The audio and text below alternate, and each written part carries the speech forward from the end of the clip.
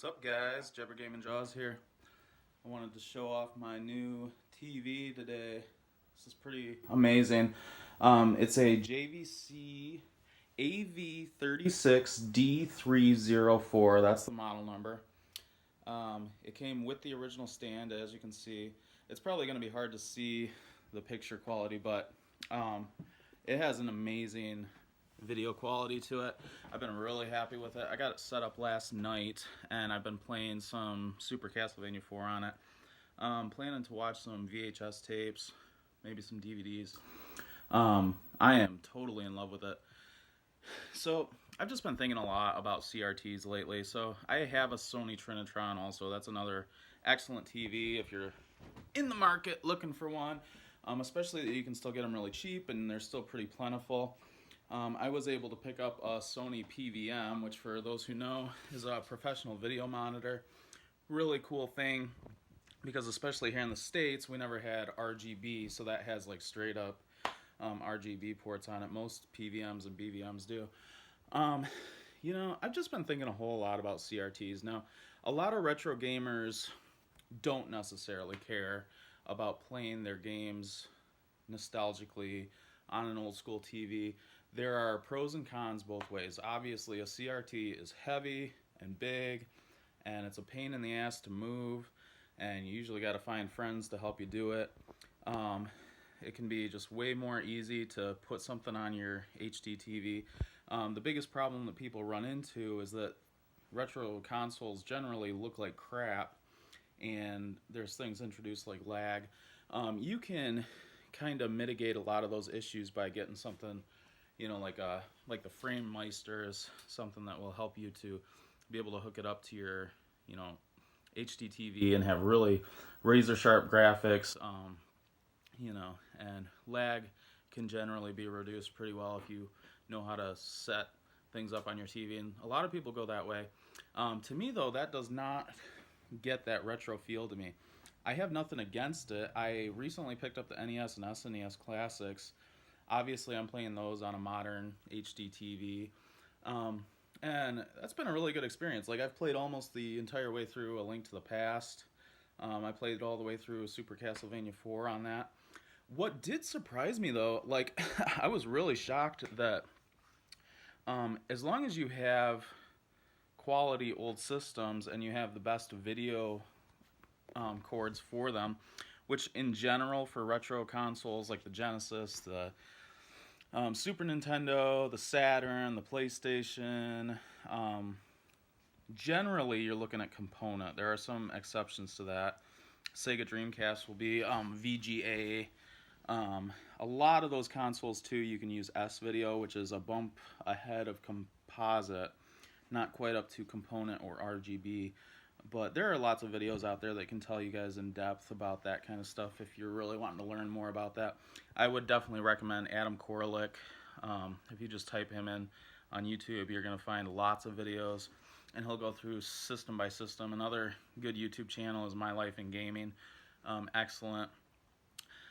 So I've been thinking about the future of CRTs. You know, lately I've kind of gotten into being a fan of CRTs, which I never really expected. You know, I thought that I would just like have one or two that I really liked, and you know, that would kind of be the end of it. But I've joined a group called the CRT Collective on Facebook, and there's a lot of people on there who are really passionate about CRTs and just you know, keep up to date on what's for sale, where. And one of the interesting things is that a lot of times people will find a really awesome deal. Like just last week there was a PVM that is I've seen them literally sell for like $400.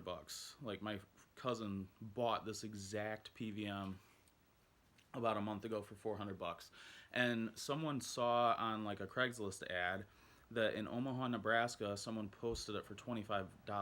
The exact same model, same everything. And the funny thing is you have all these people here. So I'm in Pennsylvania. You got all these people here who would absolutely take that thing in a heartbeat, but it can't really be shipped easily.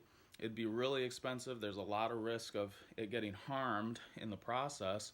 And so it's just kind of like who's close enough that they can go and grab this amazing, awesome deal and not miss out on this. And so That's an interesting thing, that there are people who are so into collecting CRTs and learning about them, and getting the best video quality they can out of old consoles, and um, you know but at the same time, there actually is still a shot at finding really awesome deals and cool things, because not everyone is able to go out and get each one that they find.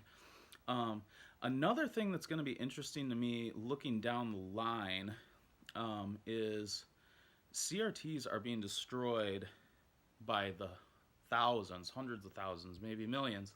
CRTs were so plentiful at one point. Obviously, everyone had them. Lots of people still have them. If you log on to any kind of like for sale thing online, you're going to find tons of them for free right now. Right now is an awesome time. I wish so bad that I just had a big barn, because I would just be going around grabbing up these really high quality CRTs that have lots of awesome options and beautiful video quality, and awesome inputs, multiple component inputs, things like that. I'd be looking for PVMs, absolutely. There's just so many great CRTs out there right now. If you can get them with the stand, like I got my JVC over there, even better. I really do wonder if, see, I don't think that it's clicked in people's heads yet that these are going away. Like, there's gonna come a point where you're not gonna be able to log on and just find a free one. Eventually they're going to be starting to cost money. Eventually there's not going to be as many posted. Eventually you're going to have to start waiting for weeks and weeks, and like, wait, why can't I just get a CRT? Like, and so I think when that happens, it's going to be interesting to watch. You know, Speculation. I've been watching retro games for years, and the way that the prices have gone up and down and up and down, and the way that they've been up for such a long time now, and it's just interesting, like when something becomes scarce, when something gets to the point where people feel like they can't have it, that's when it's gonna skyrocket in price. And CRTs are super nostalgic for a lot of people, and I think for a lot of people who haven't even realized it yet. They're gonna be nostalgic for people who are not even gamers necessarily. Like, if there is something that trips it off for people, as gamers, there's like something very, very specific that you want it for. For other people, I don't think that there's quite that same drive. Like, they can generally watch their old movies and other formats and whatever. But it's just an interesting thing. I wish, because stocking up on CRTs right now would be such a zero like investment thing. If you just took all free ones, you're not putting any money into it. If in 10, 15 years from now you were able to turn around and sell them, or just make sure that you have like all the CRTs that you could possibly need for the rest of your life. Another thing, like, people who can work on them and fix them are disappearing big time. Like, that is becoming a very scarce thing. And so when they just break down over natural use, for myself, I know that I want to have backups, because CRTs are not going to be made again.